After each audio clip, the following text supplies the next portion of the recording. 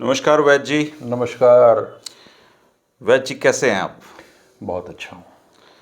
वैद्य जी अभी है ना, कच्ची हल्दी चर्चा में भी है और फूड इज और मेडिसिन सीरीज में हमें इस पे बात भी करनी थी। और मैं सर्दियों में क्या करता हूँ, कच्ची हल्दी ले आता हूँ और उसका एक छोटा सा टुकड़ा रात को जब दूध पीते हैं उसमें डाल देता हूँ। तो मुझे नहीं पता उससे फ़ायदे क्या हैं, नुकसान क्या हैं, पर एक दिन एक बहुत सज्जन व्यक्ति आए हुए थे घर पे, तो हमने उनको भी हल्दी वाला दूध पिलाया और वो आयुर्वेद से थे, तो उन्होंने कहा कि तुम हल्दी नहीं दूध अमृत पी रहे हो। अच्छा। हाँ, तो मैंने कहा क्या? बोले ये इसमें बहुत औषधीय क्वालिटी हैं और आप इसको सर्दियों में ज़रूर पिया करो। तो अब तब से हमारा तो वो पार्ट है, पर चूंकि नवजोत जी ने भी जिक्र किया है उसका कि कच्ची हल्दी में बहुत गुण है, तो मैं चाहूँगा कि हमारे दर्शकों को इतनी अच्छी चीज़ से क्यों महरूम रखा जाए। देखिए, हल्दी हल्दी से मिलता जुलता शब्द क्या है अंग्रेजी में? हेल्दी। हल्दी इज हेल्दी। अच्छा जी। तो जो नाम ही ऐसा है। और कोई रसोई हिंदुस्तान में ऐसी नहीं होगी जहाँ हल्दी ना हो। पूरा जो मसाले का बॉक्स है उसमें मेजर पार्ट हल्दी है और अलग ही नज़र आती है, क्योंकि वो है ही अलग। और हमारी नानी दादी के नुस्खों में भरे पड़ी है, बच्चे को चोट लग जाए हल्दी लगा दो, तेल लगा दो। उसमें सरसों का तेल लगा के जी जुकाम हो ऊपर गया, हल्दी बुरक दिया करते। हल्दी दे दो, दूध में हल्दी मिला के दे दो। कितनी बीमारियों का इलाज हल्दी करती थी और इसीलिए वो हेल्दी कहलाती है। ये मैं व्याख्या मैं करता हूँ हल्दी से, हेल्दी वाली। और हेल्दी, इसमें हल्दी में बहुत सारे गुण हैं, इतने गुण हैं कि गिनना ही मुश्किल है। अब बात आती है कच्ची हल्दी। तो कच्ची हल्दी और पकी हुई हल्दी में कोई विशेष फर्क नहीं है, बराबर है। केवल यह है कि कच्ची हल्दी में जो एक्टिव कंपोनेंट है उसका करक्यूमिन, वो ज़्यादा पोटेंसी में रहता है। अच्छा जी। प्रोसेसिंग में आके सब चीज़ें अपना गुण थोड़ा सा खो देती हैं।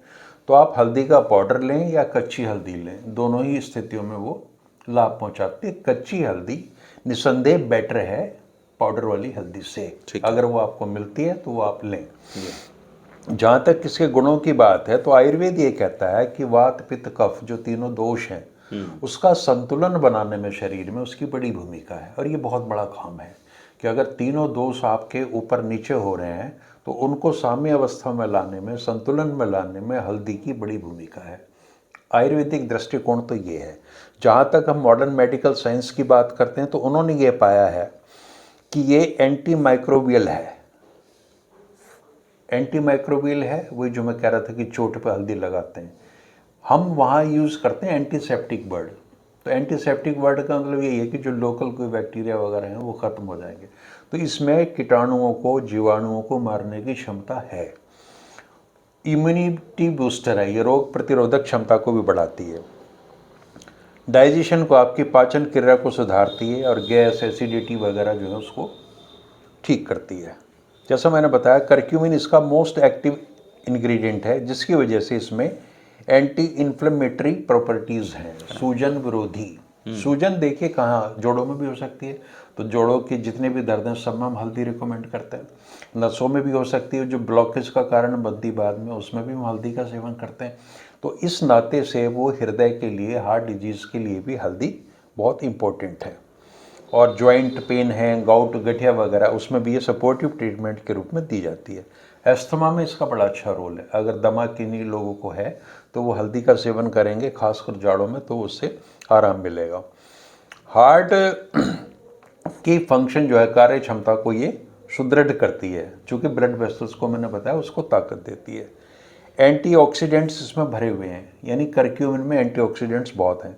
तो जाहिर सी बात है, एंटीऑक्सीडेंट्स से जो मिलने वाले फ़ायदे हैं जिनकी हमने बार बार चर्चा की है, वो सब इससे मिलते हैं।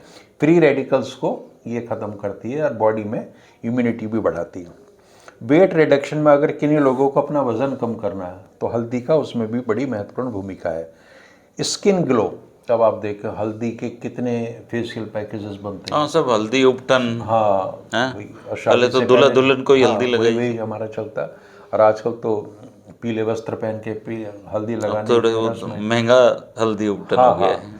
बट उसका सौंदर्य संबंधी प्रयोग भी है। हालांकि उसे धार्मिक दृष्टि से लेते हैं, लेकिन वो जो उपटन संस्कार होता है वो, उसका शायद महत्व मेरे ख्याल से हाइजीनिक ज़्यादा था।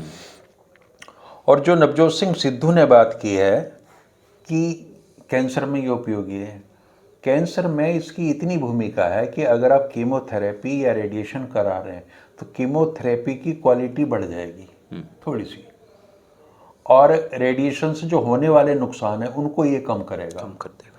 तो सपोर्टिव ट्रीटमेंट है, लेकिन ऐसा कोई प्रमाण आज तक नहीं मिला अभी तक जो मॉडर्न मेडिकल रिसर्चेज हो रही हैं कि इसमें क्यूरेटिव वैल्यू हो कैंसर की, वो नहीं है।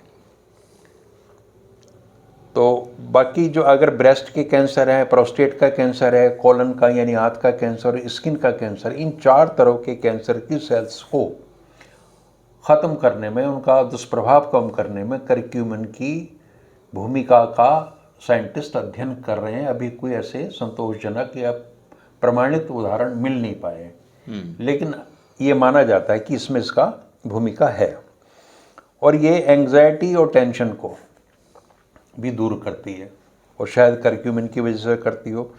तो आपकी मेमोरी, आपकी सीखने की क्षमता और सीखे हुए को याद रखने की क्षमता को बढ़ाती है जी। तो ऐसे में सलाह आयुर्वेद भी ये देता है कि जो बच्चे ग्रोइंग है, पढ़ाई लिखाई कर रहे हैं, तो उनको अगर दूध में डाल के ये दी जाए हल्दी, तो उनकी चीज़ों को समझने की क्षमता बढ़ेगी, ग्रेस्पिंग पावर बढ़ेगी, मेमोरी बढ़ेगी और विश्लेषण करने की क्षमता बढ़ेगी, और तनाव और चिंता का तो निवारण करती है।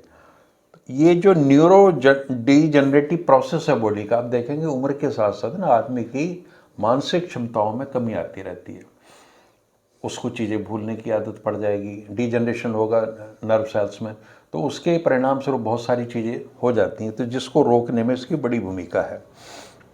और इसको लेने के बहुत तरीके हैं, सबको पता है इसकी। आजकल तो स्मूदी बना लीजिए, जूस बना लीजिए, सलाद में डाल के ले, दाल सब्जी में तो हम लोग डालते ही हैं, चाय में डाल के, सूप में डाल के। और एक बड़ा इसका जो इस्तेमाल है वो है हल्दी का पानी बनाना, वाटर। तो ऐसी धारणा है कि अगर आप सुबह उठ के हल्दी का पानी लें, 1 गिलास गर्म पानी लें और उसमें करीब 1/4 चम्मच हल्दी मिला लें, और उस पानी का अगर आप सेवन करेंगे तो बहुत सारे लाभ जो मैंने अभी गिनवाए हैं वो आपको मिलेंगे प्रत्यक्षतः। अच्छा, वो लेना ही चाहिए।